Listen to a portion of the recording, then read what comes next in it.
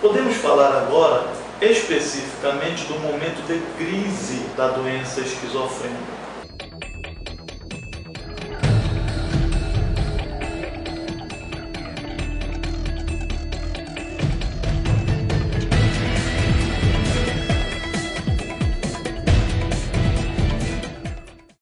Falamos do curso natural da esquizofrenia na vida do paciente, ou seja, a primeira fase, que é a personalidade pré-mórbida, a segunda fase, que é o período prodrômico, e a terceira fase, que é o período de estado de doença, quando a primeira crise se instala, quando os piores sintomas passam a aparecer.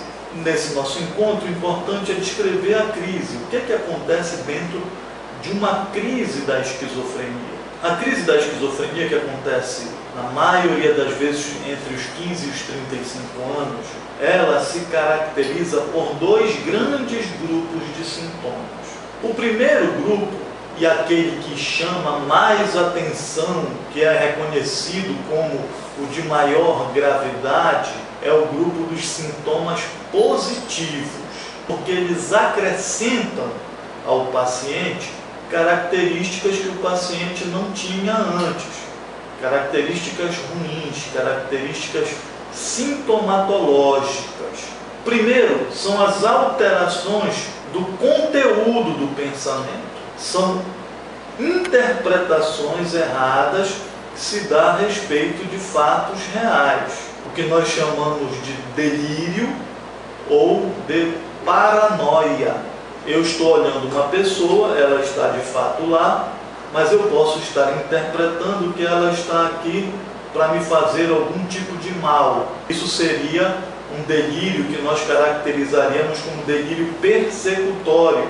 Ou eu posso achar que as pessoas que estão falando ao meu redor estão falando de mim, ou que a televisão está se referindo exatamente à minha vida, a mim mesmo, ou que as mensagens que estão nos outdoors da cidade, de alguma forma elas se referem a mim. Esse delírio é o que nós chamamos de delírio autorreferente. E existem uma infinidade enorme de temas delirantes. Existe o delírio de personalidade. Olha, essa pessoa aí que está usando o corpo do meu pai, não é o meu pai. Delírios místicos. Então Deus me deu a missão de resolver os problemas econômicos da humanidade. Delírios de ciúmes. Então eu acredito que a minha companheira de alguma forma está me traindo. Então todas as percepções erradas, as interpretações erradas, equivocadas, inadequadas e até mesmo bizarras são delirantes. Há delírios muito interessantes como irradiação do pensamento. Olha, a pessoa está sabendo o que eu estou pensando mesmo sem eu dizer. Esse é um grupo dos sintomas positivos que nós chamamos de delírios e que são alterações do conteúdo do pensamento. Outra alteração são as alterações da sensopercepção, ou aquilo que nós chamamos de alucinações.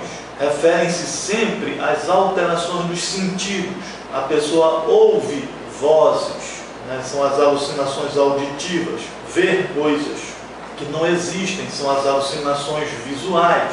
Pode também ter as alucinações táteis, olfativas, gustativas, sendo que as táteis, olfativas, gustativas, elas são mais comuns de doenças neurológicas, alterações neurológicas. Na esquizofrenia, as alterações da sensopercepção, as alucinações, são fundamentalmente a auditiva, que é a mais comum de todas, e em seguida, com uma frequência bem menor, as alucinações visuais.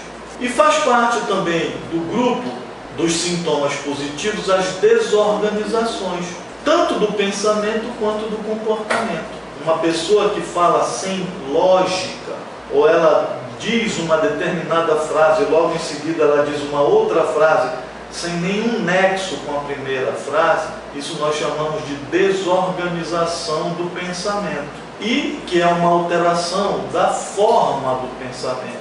enquanto que os delírios são alterações do conteúdo do pensamento, a desorganização é uma alteração da forma do pensamento.